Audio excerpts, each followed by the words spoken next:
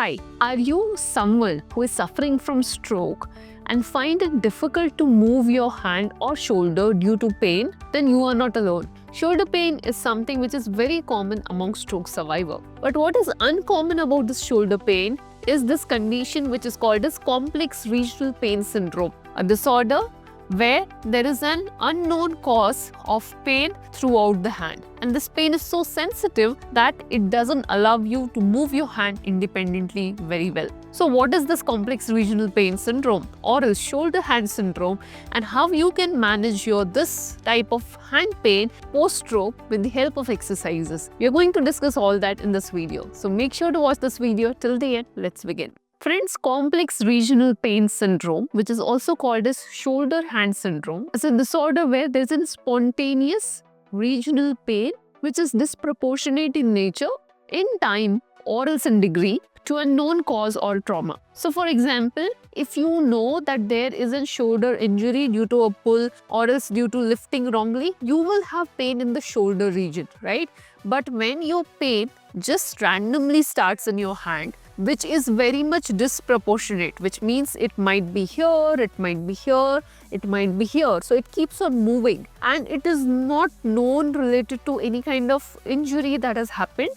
And the severity also varies with time to time. At that time, it is likely that you have something called as complex regional pain syndrome or as shoulder hand syndrome. This kind of disorder is very common post-stroke, in which the pain will be chronic in nature. Usually injury-based pain are acute, which means it will stay for some days, and as the structure heals, the pain will go away. But this type of shoulder pain or hand pain will last very long. It will cause severe inflammation. The pain will be very intense in nature, will give sensation of burning too. You will see changes in the skin color as well. The skin will become shiny, thin, pale, purple, and even sometimes sweaty. Many a times there is edema or swelling around your hand as well, along with pain. There will be tremendous amount of stiffness in the joints of your hands. The affected hand can feel very warm or else cooler than other areas of the body, and you will see the nail growth speed will also change. Either the nail growth speed will increase too much or else will not at all happen. In all these cases, it will be the sign that you are having shoulder pain syndrome. Now, it's not that only stroke patients suffer from this type of condition or else disorder. Shoulder pain syndrome, in fact, is very common after injury, surgery, and even heart attacks. While many of the people recover out of it without any treatment, the people who don't recover suffer from this problem for a very long period of time. Unfortunately, there is no cure for this disorder, but there are ways with which you can reduce this pain and the stiffness that is associated with this condition. So let's talk about what you can do to reduce the pain and the other issues that are associated with shoulder pain syndrome. Definitely there is a medical management to it. Medicines will help you, especially painkillers, pain relief gels, creams, spray, patches, nerve pain medications, blood pressure medication, corticosteroids, antidepressant medications are some type of medication that doctors usually prescribe for managing this disorder.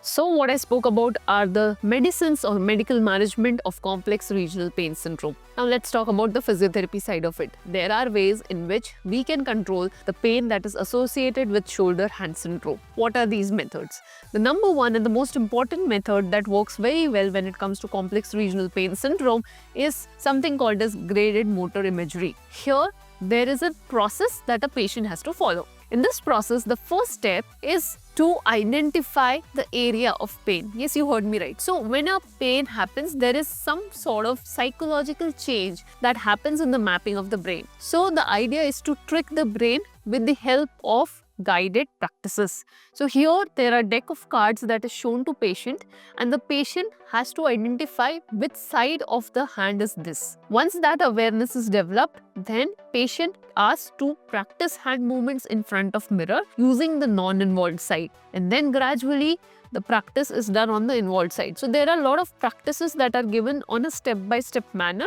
to bring the movements back, tricking the brain by using the normal hand. The same principle is also applied when it comes to mirror therapy. Mirror therapy has also shown tremendous benefits and effects when it comes to managing complex regional pain syndrome. In this, the use of mirror is done. Patient is asked to move the hand in front of mirror. But the trick is, the mirror is not placed in front but is placed horizontally in front of the patient. The patient has to then move the hand while looking at the mirror. And the hand that is being moved is not the painful hand but the non-affected hand. When the patient is trying to do this, automatically, since the brain cells gets activated, the patient starts to develop movement on the affected side as well. This is one practice which is very well used, very well established and very well researched on in terms of its effectiveness when it comes to stroke management and rehabilitation. Apart from that, desensitization technique, where patient is exposed to different textures over the skin area which is affected, is used to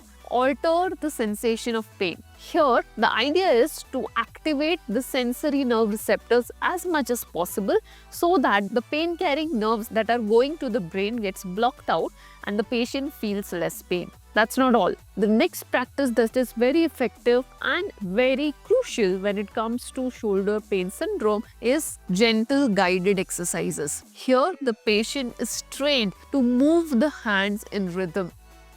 The focus is not to open and close the hand or finish a task, but the focus is to develop some simple and rhythmic movements of the hand.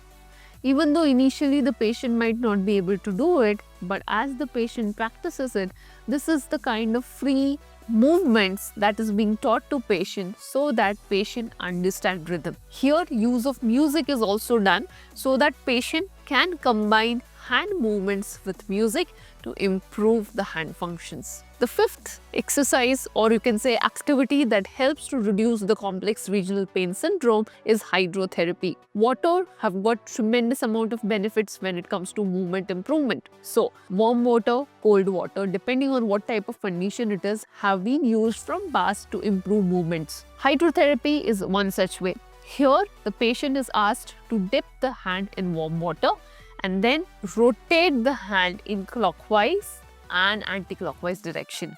There is something called as hydrochloratrial bath packs. Here the water circulates due to a machine present inside and the patient has to move the hand against that rotatory motion of the water. This also helps to improve the hand movements or hand opening. That's not all. Practicing simple hand-based activity inside the water is also very effective and have shown tremendous benefit. Recently, one of our patients who is suffering from complex regional pain syndrome found a tremendous benefit with the help of hydrotherapy practice. One activity which we gave him to practice at home was to take a tub of warm water, put his hand inside the water and try to make a fist and open the hand in warm water. When we asked the patient to do this practice for 15 days, at the end of 15 days, what we saw is patient was literally able to make his fist, and this fist was closed for almost 1 hour, which he was not able to do otherwise. Despite removing the hand from water, the hand was able to completely close and then open. Apart from that, he also saw a good reduction in his pain. At the same time, the skin condition also improved. But there were few precautions that we had to keep, which were we have to make sure that the temperature of the water is not too high that it can cause burn on the skin area.